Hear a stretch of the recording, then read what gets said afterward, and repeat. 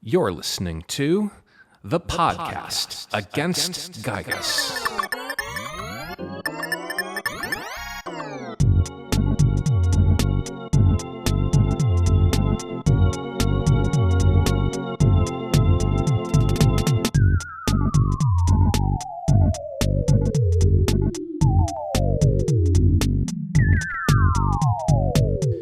Episode 4, in which our hero makes a new friend 4,000 miles away.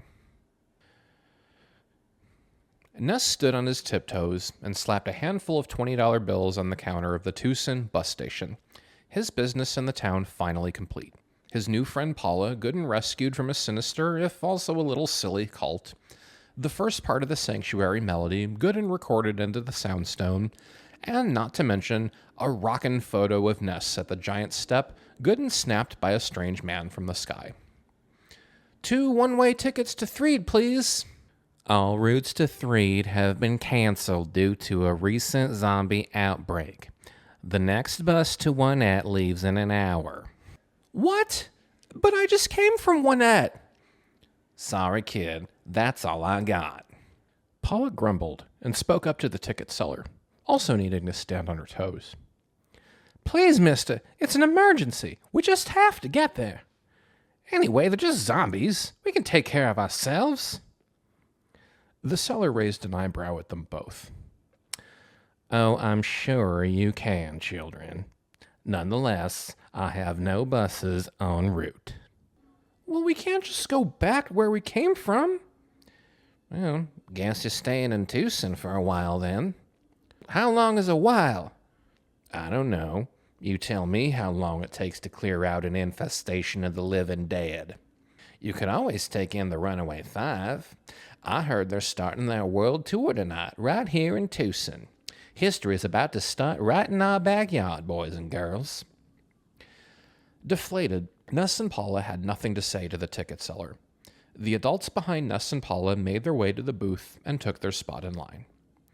Oh, nuts! We're stuck in Twoson, and to make matters even worse, we're stuck here with the Runaway Five. Ness grimaced and took in a deep breath of disgust. My dad likes the Runaway Five. It was true. A short walk to the Chaos Theater, a small music venue closer to the outskirts of Twoson, showed that the world-famous dad rock band, the Runaway Five, were playing their inaugural show of their biggest tour yet. Scores of fans waited in line at the box office, holding out hope that they would eventually reach the ticket seller at the front of the line and purchase their chance to witness the band's long-time deft blending of raucous rock and roll and blues with smooth jazz stylings. Wait, this is our chance to get to Threed. How so? If they're going on tour, they're bound to be headed there next. There isn't any other town worth traveling to so far down south for miles away. We hitch a ride with them. On cue, the ticket seller shoved down the shutter on the box office window, revealing a sign that read, Sold Out, which elicited a deafening groan from the queued-up line of fans. Aw, nuts! Just when it couldn't get any worse, we can't even get into the stupid Runaway Five show. How are we going to get to Threed now? As the crowd milled away to lick their wounds, one among them held his tickets before them, laughing at them with an irritating nasal snicker. Whether he was just a jerk in general, or a scalper fundamentally unaware of how scalping works, was anyone's guess. Ha ha ha! Suckers! Go home and watch the show on pay-per-view. Not me.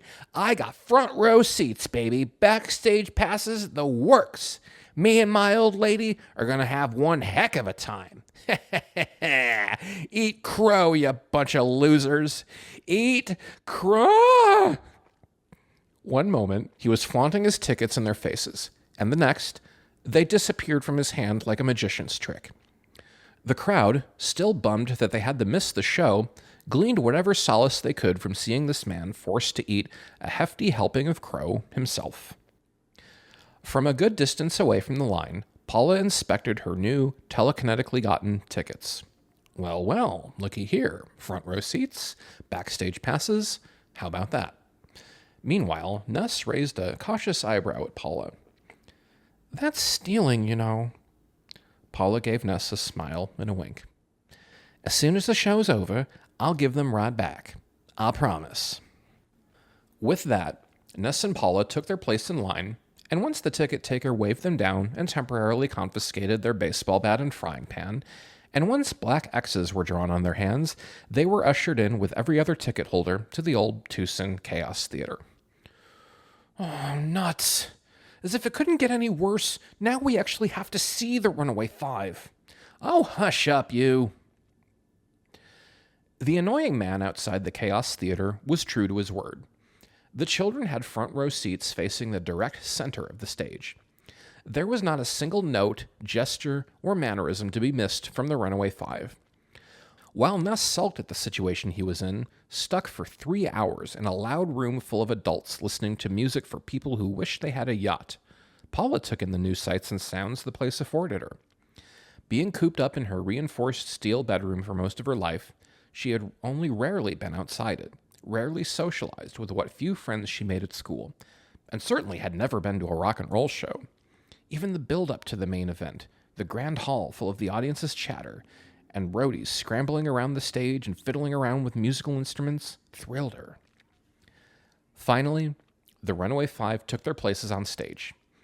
The two black-suited and fedoraed singers, gorgeous Donald Walters and lucky Decker Hagen, grabbed their mics and asked how everyone was doing tonight before ripping into their first number, She's a Full-Blooded Lithuanian Lady. Ness spent the entire 2-hour and 48-minute runtime of the show frowning, sighing, and resting his head on his hand with his elbow on the armrest. Paula, meanwhile, took in the early raucous blues rock numbers and smooth jazzy ballads in equal rapt attention. She danced along as the lead guitarist and saxophonist, Fine Mikey Ryan and Jimmy Okie Dokie, respectively, flew through wild solos and played off each other through well-known hits such as The Magician's Shoehorn and Sally, Don't You Steal That Produce. Finally, the band rounded out their set with the encore, a 15-minute improvised rendition of the popular showstopper Rabbi for Sale, featuring an extended drum and bass solo from the low-end leader Nice Guy Fawkes and that master of the kit himself, groovy Gus Wakeman, before bowing to the audience and wishing Twoson a very good night, till the next time they see them at the show.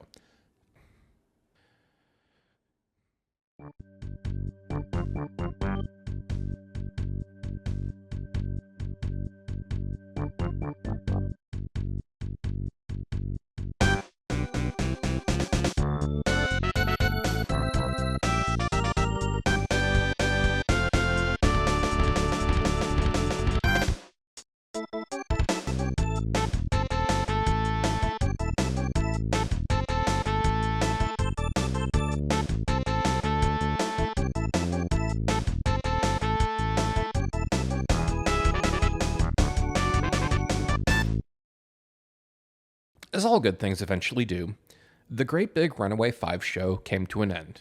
Or, the Big Dumb Runaway Five show is finally over, depending on which kid you asked. Ness and Paula were then ushered into the inner recesses of the Twoson Chaos Theater and, after presenting their backstage passes, were introduced to the 6 Runaway Fivesmen. Despite the earlier good time presumably had by all, none of the Runaway Five seemed particularly energized, pumped, pepped, or otherwise generally glad to be there. They almost had to make some kind of effort of enthusiasm when they finally noticed the children greeting them backstage, which, to their credit, they did. Hey, hey, here come the VIPs. How do you do, kids? Say, that sure is a new demographic, huh? Yeah, most nights we play to a bunch of dads. Yeah, and maybe their wives. Paula cleared her throat and broke their silence first. Well, not me. I thought you were all simply stupendous. We both did. Didn't we? Paula elbowed Ness in the arm. Yup, me too. Loved it. Well, how about that? We're finally hip with the kids. Say, children, what's your favorite album? Ness grumbled and rolled his eyes. Oh, all of them, but especially, your first one. Well, myself, I'm a recent convert, I must admit, but from your set list, I can see a gradual shift from the 70s arena blues rock that made you famous, exhibited in early hits like Turquoise Vestibule, to your more adventurous, dare I say playful fusions of traditional blues and rock with big band swing and even hard bebop jazz, as showcased in a track like, say, Moroccan Quinceanera. And yet, there's a rigorous musicianship to it, classically trained even. If we look at something like your second-to-last song, for example, there was an interesting counterpoint between the sax and the rest of the band, on the Mixolydian scale, if I'm not mistaken, that suggests a Baroque fugue that would make Handel himself proud. What was it called again? Oh yes, Geisha of the DMV. Wowzers! You sure know your stuff, young lady. Paula giggled a little and shrugged. Well, I just love music. I have a lot of time to listen when my pa locks me up in the basement for the day. A pause suddenly came over the gathering, but Paula, who recognized a mess of her own making when she saw one, took up the slack and cleaned it up.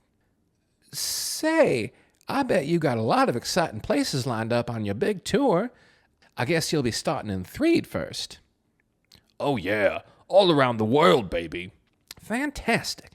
We were wondering if maybe you could do a couple real kid fans of the Runaway Five a big Runaway Five favor. Ness, already in the presence of his least favorite dad's favorite band for too long, rolled his eyes and spilled the beans. We need to bum a ride to Threed. That's right. No buses are going there from the local station. It's a matter of life and death that we get there, you see. Despite Paula giving Ness a dirty look over spoiling her careful diplomacy, the Runaway Five didn't seem to dismiss the notion out of hand. Sure, well, you can hop on our bus. It's big enough for 2 more kids. Except? The Runaway Five, all to a man, fell silent and gave each other shifty looks. There is no world tour. We're not going anywhere. We entered into a bad contract, you see. And by that he means we smashed up our guitars and amps after a show. You know, to try and get cool with the kids. And maybe smash some other stuff in the theater. And now it's pay up or perform this dead end, die forever. I'm afraid the good people of Twoson are going to enjoy the show for quite a long time. I'm also afraid we're going to abandon the usual whimsy and insouciance of our lyrical output and start constantly singing about how we need the money. Just check out this little ditty we've been knocking around. With that, gorgeous Donald Walters and Lucky Decker Hagen cued the band, who got to their instruments. Ness's heart dropped. Ugh, I thought it was over, he said to himself. But thankfully, the group merely sampled the new tune's chorus. Money, that's what I want. Money, that's what is hot. Money, That's what I want. money, it's what we ain't got. Except freedom, freedom, freedom. Freedom's what we really sought. Even the impromptu rehearsal, while lacking none of their usual virtuoso chops, seemed a joyless affair in light of this setback. It was no geisha of the DMV, at any rate. Well, how much do you need? I'm thinking about calling it money, that's what is hot. Though I think you might be onto something with that freedom, wait, what? Well, sure. Maybe we can help. And in return, you can give us a ride to Threed? Psst. Yeah, right, kid. Look, it's kind of you to offer, but I don't think you've got 10,000 clams in those little pockets of yours. Ness smiled to Paula and pulled out his wallet, which had his trusty debit card, snug inside. Well, no, it'd be in a bank account. But if you're sure you don't need our help, I guess we'll just be going then. Thanks for the show, guys. Paula took Ness's lead and pretended to show themselves out the door, in which case the helpless band frantically changed their minds and rushed them back into the backstage hangout room, suddenly thinking, oh, wait, maybe they can work something out with the boy. A payphone on the premises was soon procured, and Ness made a long-distance call to Tokyo. Hey, you slugger. Geez, I'm about to order lunch. You must be up super late over there. Hey, Dad, I I know you said the Tokyo job was going to give you an extra bonus, but you wouldn't happen to have $10,000 to bail the Runaway Five out of a bad contract so they can give us a ride to Threed? A long, protracted silence followed on the receiver, which made Ness wince and dread. Are you kidding me right now? I'm sorry. I know it's a lot, but the Runaway Five? Yeah, that's right. You betcha I got 10,000 for them. Holy cow, the guys are gonna flip. Phew, well, you sure it's not too much? Not at all. I told the boss man all about you and your quest. We all agree you're doing very important work. One condition, though. Milk them for all they're worth. I'm talking box sets, season tickets, backstage passes, autographed merchandise, the works. I don't think that'll be a problem. The Runaway Five. Hot dog! Seriously, kiddo, you have no idea. Without them, you wouldn't even exist. See, they had this early song called Fallen in Love, and there was this log cabin out in the woods. And your mother and I, okay, Dad, I gotta get going. You know, they're waiting for me, but thanks again. Oh, well, okay, Slugger. Till next time. Till next time, Dad. Ness returned to the backstage room, where the band and the Chaos Theater waited on tenterhooks. So, my dad said, he needs your... Ness took out a paper from his pocket with a handwritten note and looked it over. Your wire transfer number. A half hour later, funds were wired, signatures were signed, hands were shook, and the band all but leapt for joy at their new emancipation, all 6 of the Runaway Five not forgetting to give big bear hugs to Ness and Paula alike. Whoa, baby, these little tykes brought us out of a nightmare and straight into a dream. Woohoo! All right, now let's get out of this dump.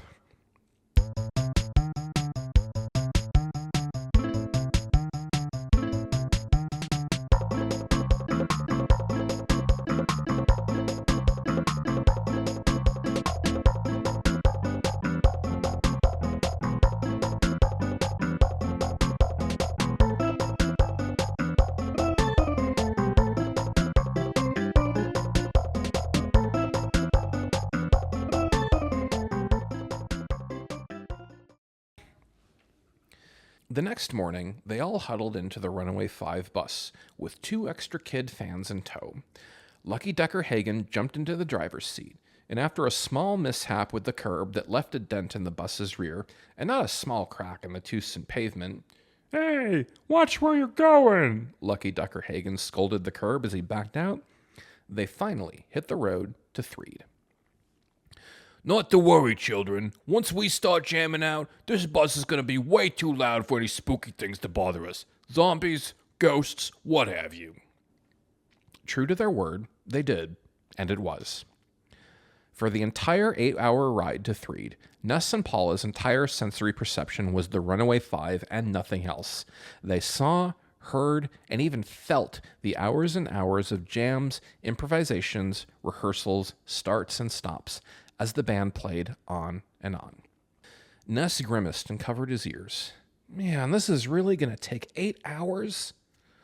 Paula shouted something to Ness, but for all that, she might as well could have just been mute-mouthing words. Ness shrugged, and Paula made a motion as if to say, hold on. Paula's eyes went white, and even over the Runaway Five he heard a ring. The next thing Ness knew, there was total, empty silence in his head, like seashells held right up to both of his ears. Even the whir of the engine and the whoosh of the bus speeding down the highway were gone. And then there was Paula's voice, the same one that led him to her and comforted him when he was discouraged, and even sang a little song for him. There, much better. Wow, rocket. You can read minds too. And hey, your accent's gone. Hardy har har. I can send my own thoughts and receive them when they're sent to me, but technically no. I can't read someone's private thoughts. Well, still, that's neat. It's crazy how much stuff you can do with your mind. You're like a superhero. It's not that great, really. I've had these abilities ever since I can remember. It was harder to control back then. Always the loudest, angriest, most messed up thoughts that got into my head. I was too young when I found out how really bad people can be. That, and no one wants to be friends with the girl who accidentally sets things on fire. Paula said nothing for a long while, looked out the window past the rushing blur of trees on the side of the road, people in their own cars making steady pace against the side of the bus, listening to their radios, not paying them a single care. Most people just think I'm weird. My dad always thought I was weird. I don't think you're weird. Well, I know you're just saying that to cheer me up, but thanks all the same. Come on, Paula. I almost got eaten by a taxi cab on the way here. You're not even close to being the weirdest thing I've seen so far. Ness gave Paula a little smile and pat on the shoulder, and that actually cheered her up.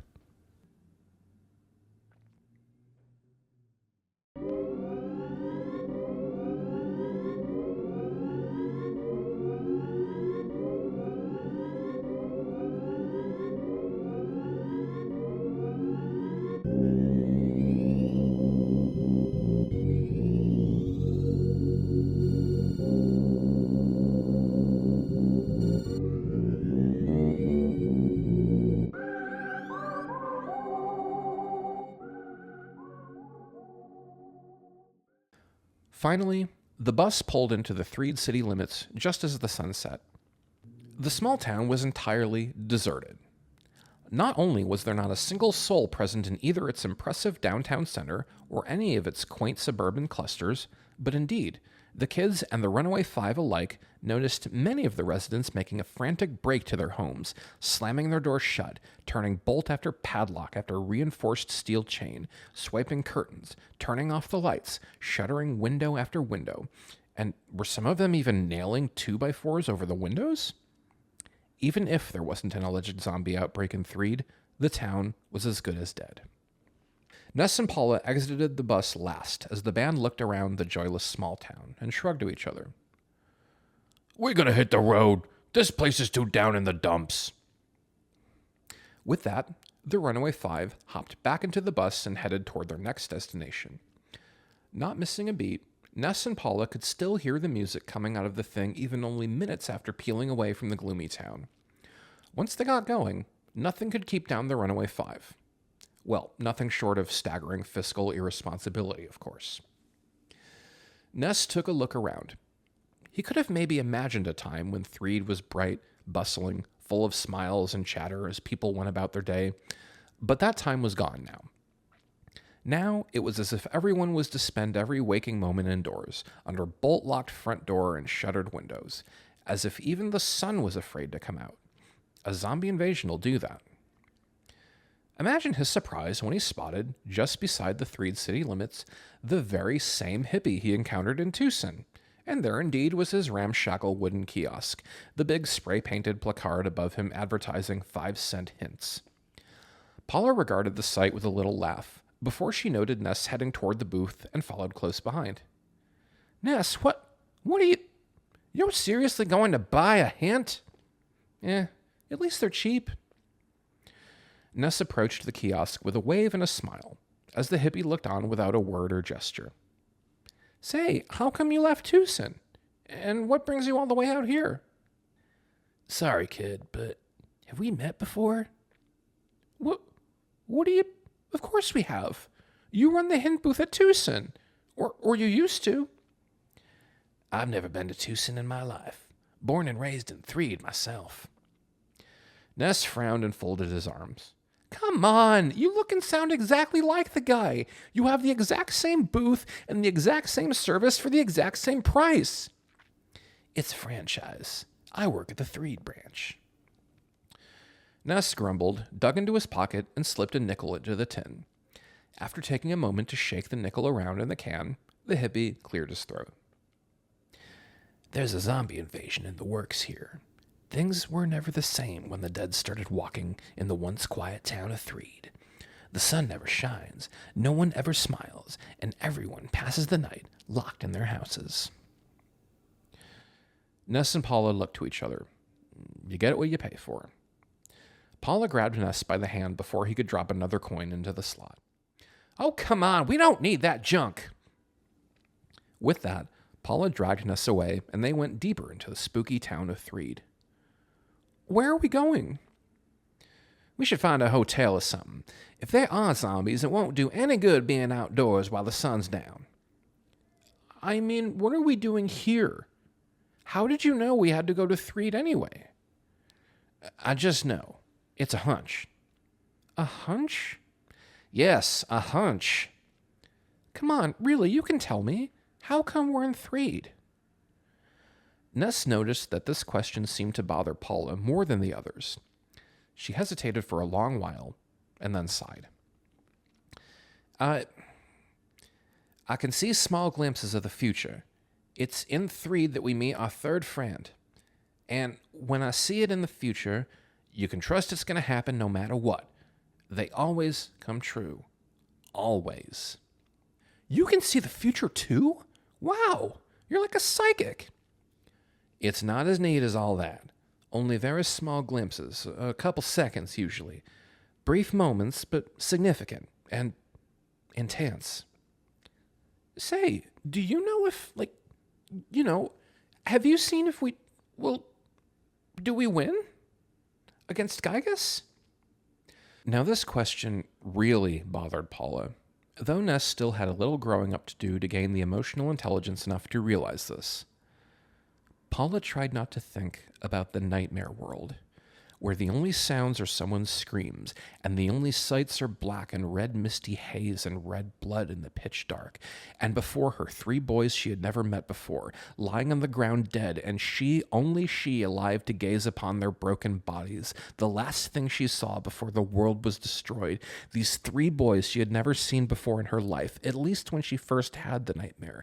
But now that some time had passed and the adventure was good and begun, she remembered that one of the dead boys wore a blue and yellow striped shirt, red high-top sneakers, and a bright red baseball cap. No, I haven't seen that far ahead yet. Oh, nuts. Oh, well. Sheesh, is there anything you can't do? I guess I can't make boys walk faster and stop asking me stupid questions. Sorry. Ness giddied up and caught up to Paula as they headed deeper into Threed. After a little bit of wandering, since there was not a living soul outside to ask for directions, they came across a modest hotel and went inside. A record playing a minor key dirge warbled throughout the lobby, slowed and warped as if someone stretched out the tape. The concierge was a Dracula, handing out keys and wishing every bloody a spooktacular stay in their beautiful suite. Bellboys wearing white sheets with holes poked out for eyes led guests with jack-o'-lantern heads to their creaky, cobweb-ridden rooms, and a werewolf wheeled a push tray to a guest for room service, serving them a platter of spiders, scorpions, and worms. In the convention center, a wild group of partygoers were helping themselves to copious red cups of fruit punch, or let's hope it was fruit punch anyway, and performed a wild dance that was supposed to send them back in time or something. And a booth of brochures near the door advertised a carnival, a huge circus tent with bloodshot eyes and a sharp, jagged-toothed mouth for a doorway, promising a frighteningly good time, a Halloween extravaganza. It was the middle of June. On second thought, let's not stay here. I think if we stay here, it will be the biggest mistake we ever make. Paula about-faced and made herself scarce from the lobby, and Ness followed close behind. Even if they had not glanced at the brochure with the menacing circus tent carnival back at the bone-chilling hotel, it would not have been hard for Ness and Paula to spot the thing. It was the only place in the dark and desolate town lit up and playing music. Determined, Paula headed toward the spooky carnival, and Ness nervously traipsed behind her, stopping at the threshold of the open tent. I don't know. What if it's a trap? I can set things on fire with my mind. That's what if it's a trap. Paula entered the tent with confidence, and Ness, more or less satisfied with her response, followed behind with a lot less confidence. Inside, they saw a horde of terrors shrouded in the dark, an expansive circus full of creeping figures, shadowy crevices where only spiders dared to creep and cast their webs. As far as their eyes adjusted to the dark could see, clowns were everywhere, painted on posters and performing a single animatronic task again and again, juggling, unicycling, packing en masse into tiny cars, clown stuff. As Ness stepped back and reached for his bat, Paula scanned the area. Ah, there we go. She went deeper into the ring and found a circuit breaker fastened to a post. Flipping all the light switches from left to right, she illuminated the whole tent in an instant. Lights flashed, the animatronic clowns laughed, and canned renditions of the entrance of the gladiators blared tinny through speakers. And as the circus emerged from the dark, so did the zombies. Ness and Paula sprang to action with their weapons. Fortunately for them, the zombies appeared to be an easy foe, slow, unorganized, doing little more than shuffling their undead carcasses toward the only two living things in the tent, arms outstretched, decayed sputum dripping down their open, moaning jaws. As the children knew very well, a simple blast of buckshot to the head could stop a marauding zombie right in its tracks. Unfortunately for Ness and Paula, neither of them remembered to pack any shotguns. They did the best they could with their bats and levitating cast iron skillets before Paula let loose a warning blast of pyrokinesis on the bare ground between them and the zombies, which was ignored. Her eyes went white. The next moment, the zombie in front of her was engulfed in flames. Her target now screeching, flailing around, running like a beheaded chicken, Paula worried for a moment that the burning zombie would catch the whole tent on fire with them all trapped inside. But luckily, another zombie was on hand with a fire extinguisher, who doused his burning comrade in the stuff and saved the poor thing's unlife. Ness and Paula gave each other a look of dread. Maybe they were a little more organized than they thought. They didn't have long to worry, though, as the kids did what they could to fend off the undead horde, as they could all but watch as one finally lumbered up to them and grasped with rotten, outstretched hands. The next thing they knew, that zombie was knocked down on the ground, colder. Standing before Ness and Paula was the very same mysterious, doll-amazed boy that Ness encountered on his way out of Winnett, who single-handedly dispatched all the sharks and also got Ness in trouble with the cops. Now, they watched a veritable kung fu flick in the circus as the same boy went 1 on 58 with the zombies, knocking them all down with blazing fast punches, flying kicks, and even a few painful elbow shots directly to the face. The zombies seen to, the boy approached Ness again with the same gesture, an outstretched hand and a not in the mood at all right now frown, wordlessly demanding that Ness cough it up. Ness knew this time what he was meant to cough up, as he reached into his pocket and pulled out the glistening red Soundstone. Paula gasped in horror at the sight and ran to Ness, pushing him away from the other boy. "What are you doing? Stop it!" The boy grimaced and motioned to Ness with his open hand one more time, but Paula stepped in between them both. "No! It doesn't belong to you! Now, whoever you are, get out of here! Go on, get!" The other boy sighed, then motioned to the pile of beaten zombies on the ground, as if saying, "Be my guest." He threw something on the ground and vanished in a cloud of smoke. Ness and Paula looked to the fallen zombies, rising to their feet, moaning, and fixing upon the kids a glare of newfound rage. That's the annoying thing about zombies, you see. Since they're already dead, you can't really stop them, even if you give them a good kung fu thrashing.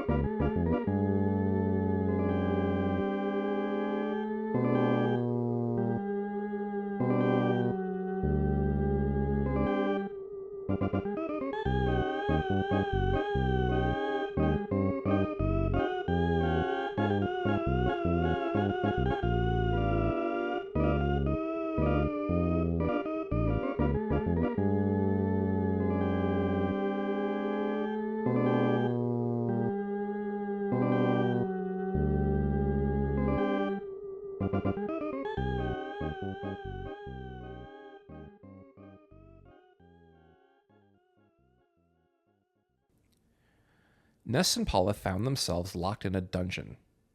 Literally. A dank basement with nothing but various medieval torture devices, an authentic racking table, iron gibbet, Iron Maiden, Catherine Wheel, and Lazy Susan, each with a warning note from the circus management. Please be careful around the authentic medieval torture devices. Some of them are older than you'll ever be. Paula went to the locked door and banged on it with her fists, but no dice. On the other side of the door, the children could hear the raspy voices of the zombies. Stupid kids, wandering a carnival alone. Works every time. That's right, there's nothing a kid likes more than a circus with dark clown aesthetics. Put one up, and they're like moths to a light. We'll keep them here until the boss wakes up. Been a while since he's had children to eat. Paula waited a moment until the zombies' faint voices could no longer be heard, and then swung at the fragile rack with her skillet, breaking it into pieces on the floor. Ugh, I can't believe I've already been abducted twice. Ness, meanwhile, went to the door with his bat, and it worked in opening it about as well as you'd expect. Nuts. Paula then turned her attention from the destroyed piece of medieval history to her companion. You were going to give that boy the Soundstone. Why would you do something so stupid? I don't know. Maybe I don't want it. What do you mean you do? It doesn't matter if you want it. It's your responsibility. His responsibility? His responsibility? What kind of a thing was that to say to him at a time like this? What was she, a teacher? Something emerged in Ness that was before only quietly lurking deep within. There were two sides to the boy, and the normal, rational consciousness knew that he was in way over his head, and he needed to cooperate with whoever was to be his ally. But another side, steeped into his very bones from birth, had been poking and prodding him ever since the moment Paula became a real person and not just a telepathic voice in his head.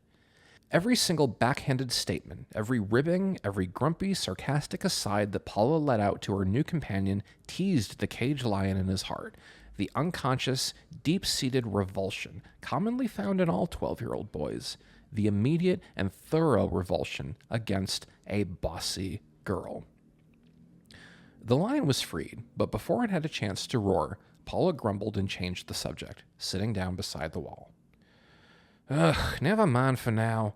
First, let's get out of here. I guess I have to call that second boy. Paula took in a deep breath, then her eyes went white. Ness could hear her telepathic message, loud enough for this other person to reach his own mind as well. Can you hear me? My name's Paula. I'm a friend you've never met before. If you can hear me, please help us. We're in trouble. Please, find us in Threed. Find us. She finished her message and sat back down in the same spot. Now what? Now we wait. He's all the way out in Winters. Winters? That's like 1,000,000 miles away.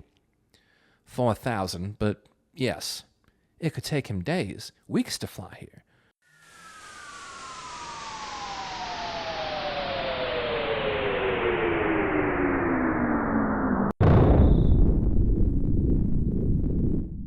They were interrupted by a deafening crash as something fell through the ceiling, crushing the Iron Maiden and the Lazy Susan alike. Stunned, Ness and Paula rose to meet the strange heap of junk that literally dropped in to meet them. If Ness had to guess, he would have guessed it was some kind of UFO, almost perfectly sphere-shaped and metallic, impressive in its design, if not its current appearance. A hydraulic door on the UFO gushed steam and opened, and out stepped, not an alien, thankfully enough for Ness after having his full of aliens and zombies alike, but a boy, dressed entirely in green nonetheless. The dust cleared from the crash, and the two kids took a better look at the boy. He was the same age as them, a little taller than Ness, but far skinnier, and well-dressed. A green blazer with matching neatly creased green slacks and brown leather penny loafers. Indeed, a small logo with heraldic arms on the lapel of his jacket indicated some private school or other that no doubt made the formal attire necessary. He was pale white, with freckles and rosy red cheeks. He had a neatly cut blonde bowl cut parted down the middle that rose just above his ears, and he wore glasses with thick, black, square frames. The boy dusted off his suit, took a moment to orient himself, and then saluted to Ness and Paula. He spoke in an accent which confirmed he was indeed from Winters, a cold little country on an island all the way across the ocean called North Armorica. Geoffrey Andernuts, at your service. You gave me a ring in my head and I got here as soon as I could. I'm not very strong, a little nearsighted, quite eccentric, and extremely reckless, but I can fix anything that should or could work. I'm a crack shot with a laser pistol, and I have a rucksack full of bottle rockets. I'm your man to the bitter end. You got here all the way from Winters? Right you are. You get the booby prize. And who do I have the pleasure of conversing with? I'm Ness, and this is Paula. Jeff offered his hand, and Ness and Paula both took turns shaking it, the former boy giving their arms a rigorous workout. Ness, Paula, chuffed to bits, I'm sure. But she only contacted you a second ago. How did you get here so fast? Jeff chuckled and flashed them a little smile. I'm so very glad you asked.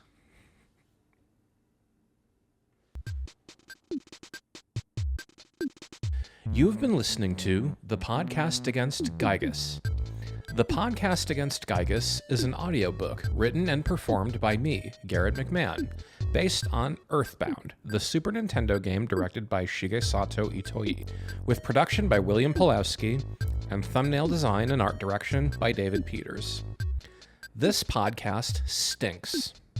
It is also a fan-made project affiliated in no way whatsoever with the Nintendo Corporation or Mr. Itoi. This podcast is free to listen to, ad-free, and always will be. I hope you enjoyed this week's episode, and I'll see you back next Monday. Till next time.